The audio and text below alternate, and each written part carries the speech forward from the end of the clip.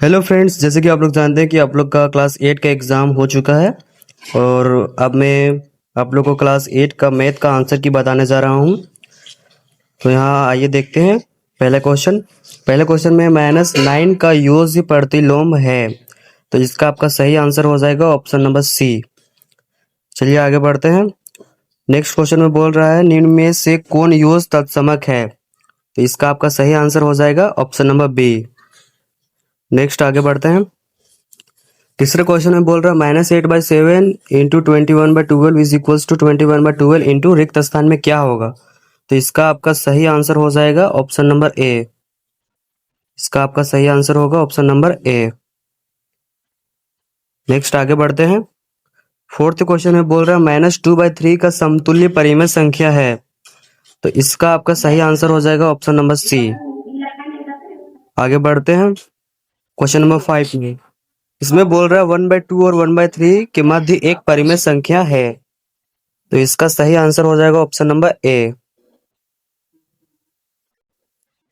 आगे बढ़ते हैं क्वेश्चन नंबर 6 में। परिमेय संख्या -12/30 का मानक रूप है। तो इसका सही आंसर आपका हो जाएगा ऑप्शन नंबर ए। नेक्स्ट आगे बढ़ते हैं क्वेश्चन नंबर 7 में। 196 का वर्गमूल क्या होगा। तो इसका सही आंसर हो जाएगा ऑप्शन नंबर सी। नेक्स्ट आगे बढ़ते हैं क्वेश्चन नंबर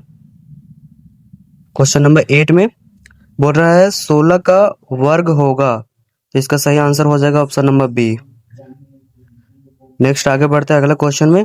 बोल रहा है 15 का स्क्वायर और 16 का स्क्वायर के बीच कितनी प्रकृत संख्या है। तो इसका आपका सही आंसर हो जाएगा ऑप्शन नंबर बी 30। नेक्स्ट आगे बढ़ते हैं। निम्न में से कौन सा पूर्ण घन नहीं है। ध्यान दीजिएगा कि यहाँ बोल रहे पूर्ण घन नहीं है। तो इसका ऑप्शन नंबर सी हो जाएगा। नेक्स्ट क्वेश्चन में बोल रहा है 64 का घनमूल क्या होगा। तो इसका आपका सही आंसर हो जाएगा ऑप्शन नंबर डी। नेक्स्ट आगे बढ़ते हैं क्वेश्चन नंबर 12 में। संख्या 11 का घन क्या होगा। तो इसका आपका हो जाएगा ऑप्शन नंबर सी। आगे बढ़ते हैं। 13 क्वेश्चन में बोल रहा है 3⁴ का अंकित मान क्या होगा। तो इसका सही आंसर हो जाएगा आपका ऑप्शन नंबर डी। नेक्स्ट आगे बढ़ते हैं क्वेश्चन नंबर 14 में। यदि x इज इक्वल टू 0 है तो x⁴ का मान क्या होगा। यहाँ आपका दिया हुआ है x⁴ और x का मान दिया हुआ है 0। अगर आप यहाँ x is equal to 0 put करेंगे तो इसका क्या हो जाएगा आंसर। इसका आंसर हो जाएगा आपका ऑप्शन नंबर डी। अपरिभाषित अर्थात परिभाषित नहीं है। तो इसका आपका आंसर ऑप्शन नंबर डी हो जाएगा। नेक्स्ट आगे बढ़ते हैं। यदि 2⁻x-4 इज इक्वल टू 1 है तो x का मान क्या होगा। इस क्वेश्चन को देखें तो x का वो वैल्यू पूछ रहा है जिसमें कि इधर LHS तरफ क्या रखे x का वैल्यू कि 1 हो जाए। तो x का वैल्यू अगर आप 4 रख दे तो 2⁴ -4 तो ये कितना हो जाएगा 2⁻0 और 2⁻0 इज इक्वल टू 1 हो जाता है जो कि RHS के बराबर हो जाता है। तो इसका आपका सही आंसर हो जाएगा ऑप्शन नंबर ए। इसका आपका सही आंसर होगा ऑप्शन नंबर ए। आगे बढ़ते हैं नेक्स्ट क्वेश्चन में। क्वेश्चन नंबर 60 में बोल रहा है PQ × 6। तो इसको गुना करने पर 468 आ रहा है तो P और Q का मान क्या होगा। तो इसका ऑप्शन नंबर बी हो जाएगा आपका। नेक्स्ट आगे बढ़ते हैं। 5xy में y का गुणांक क्या है। तो इसका आपका सही आंसर हो जाएगा ऑप्शन नंबर ए 5x। क्वेश्चन नंबर 18 में x² - 1 में से 1 - x² घटाने पर क्या प्राप्त होगा। इसका ऑप्शन नंबर बी हो जाएगा। नेक्स्ट आगे बढ़ते हैं। 51 का स्क्वायर और 49 का स्क्वायर का सही मान है।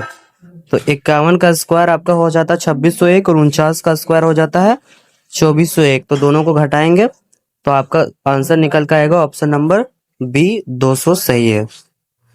नेक्स्ट आगे बढ़ते हैं। m² को m+n से गुना करने पर प्राप्त होगा। तो इसका आपका सही आंसर हो जाएगा ऑप्शन नंबर ए।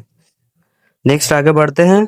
m² + m-56 का गुणनखंड क्या होगा। तो इसका आपका ऑप्शन नंबर ए सही होगा। नेक्स्ट आगे बढ़ते हैं अगले क्वेश्चन पे।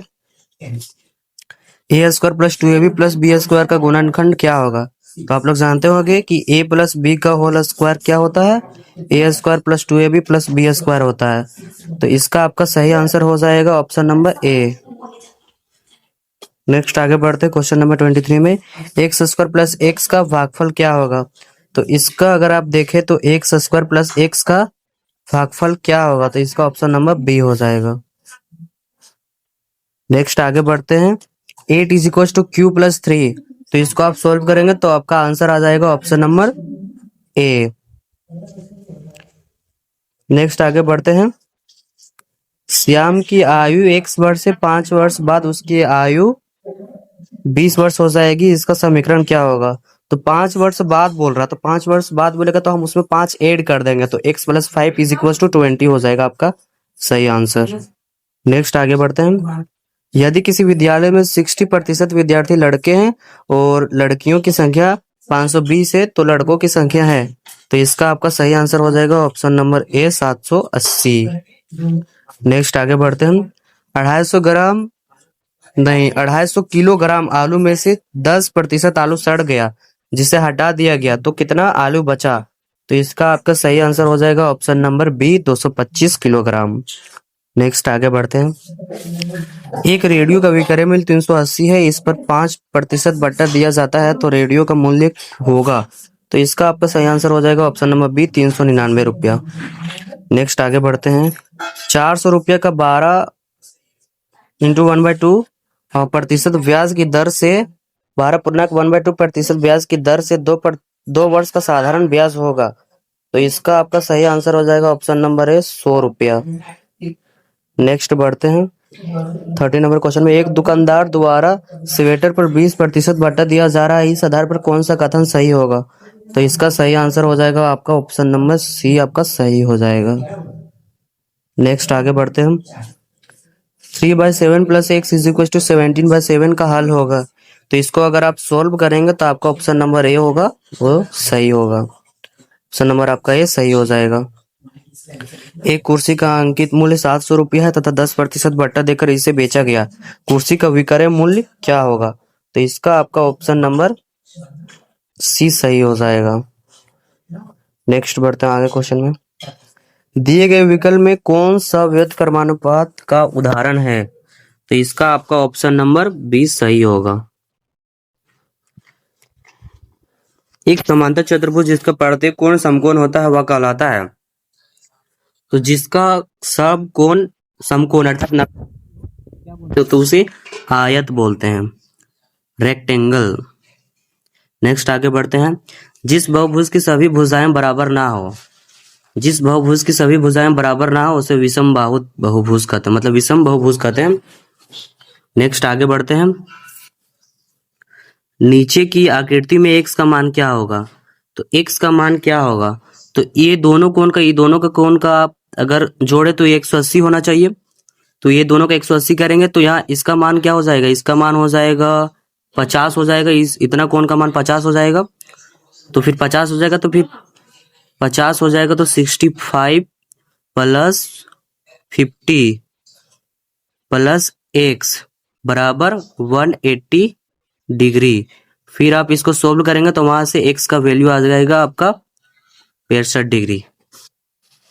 नेक्स्ट आगे बढ़ते हैं अगला क्वेश्चन में, दी गई आकृति में कोण x प्लस कोण y प्लस कोण z का योग होगा।